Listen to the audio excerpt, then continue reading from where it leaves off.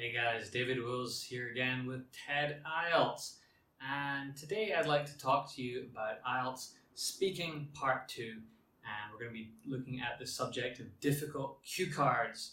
The reason for this is in all my speaking classes I find students are taking too long to think of how to answer this question, and it's not really helping them to prepare or give the best answer. So today I'm going to show what you should do when you find a cue card very difficult so you can give yourself the best chance of getting a high score in your IELTS exam. Okay, let's begin today's lesson. So I'm your teacher, David Wills. I'm here to help you with your IELTS speaking today, but I do all kinds of IELTS teaching. You can find all my lessons at my website, TED-IELTS.com, or you can check me out on Facebook at TED-IELTS. If you want help with your writing, that's what I do most of. I'm a writer and an editor myself, and so I can teach you a lot about writing an IELTS essay. Mostly I give writing correction, and you can find all the details in the link below. But let's get on with today's lesson. Part 2 of the IELTS speaking test requires you to speak for between 1 and 2 minutes on a topic that will be presented on a cue card. Usually it will say something like, describe a person, place, describe a time, describe an object, something like that. I've spoken many times in these tutorials about how to handle the process of analyzing questions, planning an answer, and so on. And I've mentioned that sometimes it can be difficult to think of an idea. It's possible, in fact, to waste half of your preparation time just thinking of ideas to talk about. And then maybe you think of something, but you realize you don't have the right vocabulary for it, so you change the subject entirely. All of this is a big problem. It causes people to hesitate at the beginning of their allotted speaking time, or to panic and make lots of mistakes. Instead, you should prepare and practice so that you know how to begin.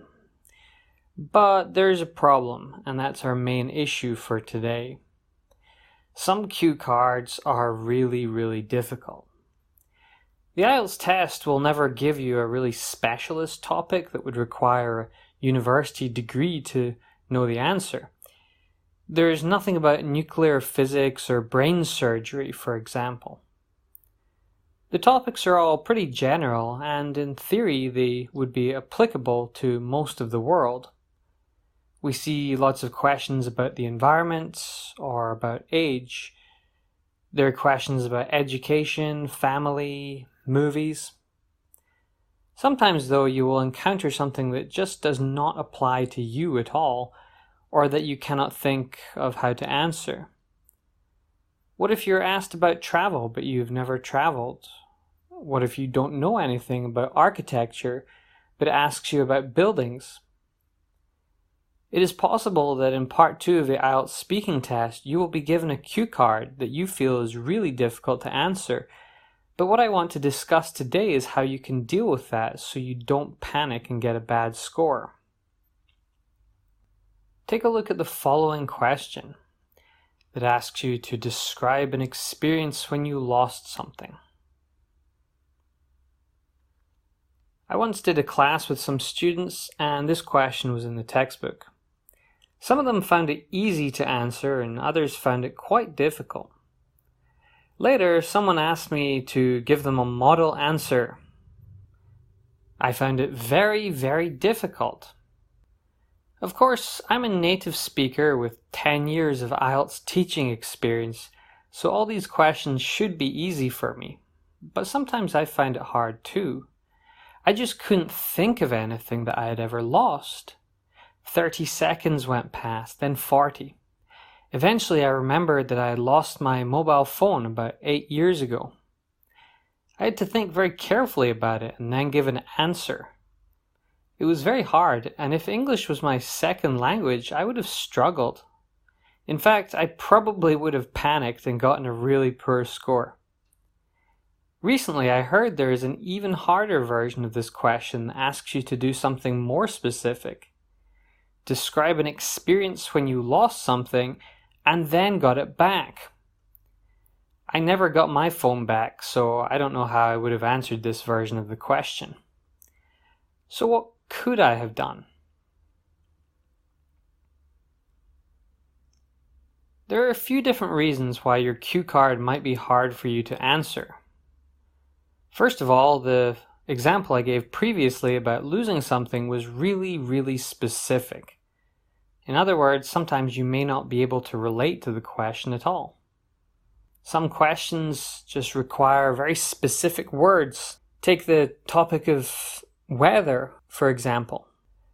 Finally, you can sometimes change the topic a little with your cue card, but other times it might be difficult because the question is very firm in what it asks you to do. It might, for example, ask you about a time when you won a prize. Now, maybe you have never won a prize before, so what can you do?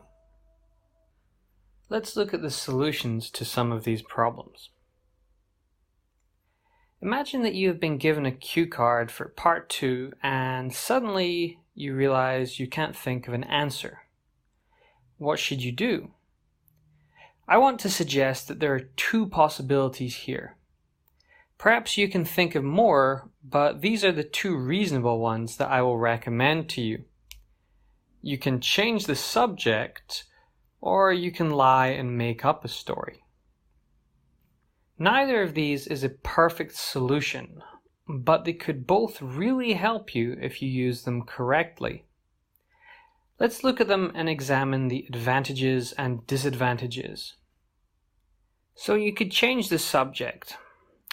This is a slightly controversial idea because in IELTS you are being tested on your English, and part of that means responding directly to the questions. If an examiner asks you what's your name, and you reply, "Yes, I like fish," then he will think that you did not understand him. The same is true with the cue card for part 2. If you're asked about something you like doing in the winter, but you cannot think of anything, and you say, "I like going swimming in the summer," then the examiner will think you did not understand the question. Now, is this really a problem? Technically, according to the IELTS speaking marking rubric, there is nothing that says a candidate has to answer a question correctly or even respond directly to the examiner. You are being judged on 4 areas: fluency, vocabulary, grammar, and pronunciation. Ultimately, the examiners are asking you questions just so that you can have the chance to speak.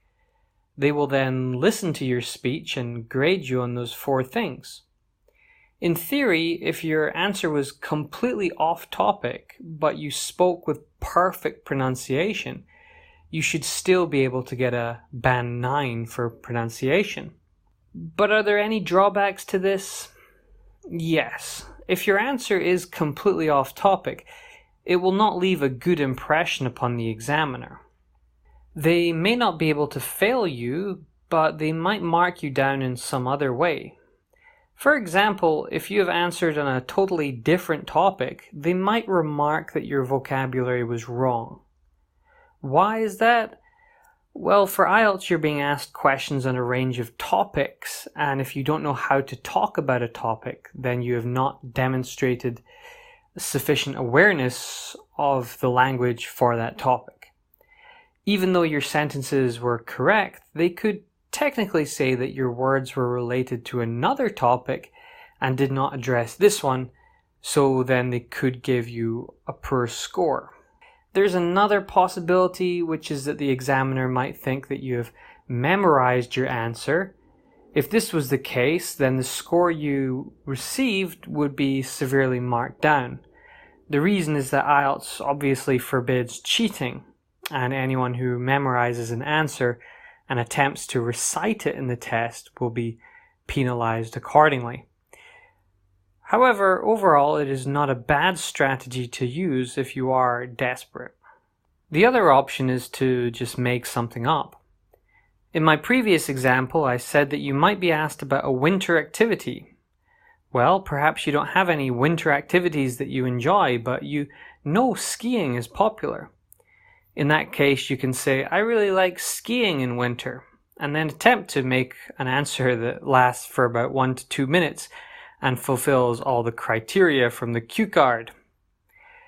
This is obviously a good way of getting around the problem of a difficult answer because it allows you to think of a response very quickly. But there are some problems to this. The biggest issue is that it's harder to lie than you might think. Sure, maybe you can make up a story in your own language, but talking about some imaginary situation in a second language can actually be really difficult. If you had never skied before, could you name all the equipment that you needed for skiing? Do you know the specific verbs to describe the actions or the name of the places that people go to ski? Probably not. It is easy to think up an answer to a question, but it's much harder to actually give that whole answer without being fully prepared. Therefore, taking this approach can get you in trouble. You should only use it if you're very confident in your English ability, but lack the particular experience to talk about the given topic. So, a sort of conclusion then, what is the best way to answer a hard question? Of the two answers above, neither one is perfect. However, I would generally recommend option 1, but with some important changes. When you are given a very difficult speaking question and you cannot think of a suitable answer, you should always start by telling the examiner that fact. Don't use any memorized phrases. Just tell the examiner honestly what the problem is and what your solution will be. For example, I've looked at the cue card and I honestly cannot think of a single winter activity that I enjoy doing because I hate the cold and spend all my winters in warm places. Therefore, I'm going to talk about something that I usually do in spring, which is... Now, by doing this, you're changing the topic to something else, but it's something that is related to the original topic. Importantly, you are telling the examiner in real, everyday English that you are doing this. It is very different than just giving an off-topic answer. What is the result? Now the examiner will have to listen to you and grade you according to the usual criteria. He will check your pronunciation, your grammar, your vocabulary, and so on. Remember that the most important thing about IELTS is it's an English test. They're looking at your English skills. People always forget that. They become obsessed with essay structures and so-called advanced vocabulary. However, in the end, it's just about how well you can use English. If you could sit down and chat with the examiner like a native speaker would, the examiner would give you a band 9 because it's his job to be honest and fair. He is not there to trick you.